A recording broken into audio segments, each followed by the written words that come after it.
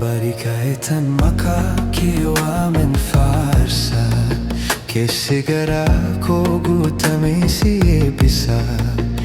Ani kooki koo homaa hin qusattu, miirri koo marti sumaan dubbatu. Gaarummaan kee narra darbeera, manni kee Yesuus anaaf ta'eera. Gaarummaan kee narra darbeera, manni kee Yesuus anaaf ta'eera.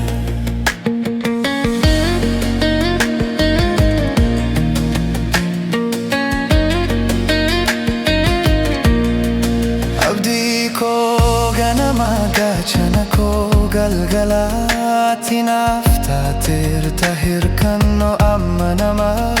Badaana didus addunyaan marti, jaalalli kee garuu naaf ta'eera amantii. Jaalalli kee garuu naaf ta'eera amantii. Akka bishaanii onneen koo si eebota, kakuun kee jabaan guyyoo naaf dubbata. Hamma dhumaatti maqaa keen waamata, galanni kee keessa kootti hin dhumu yaa'e.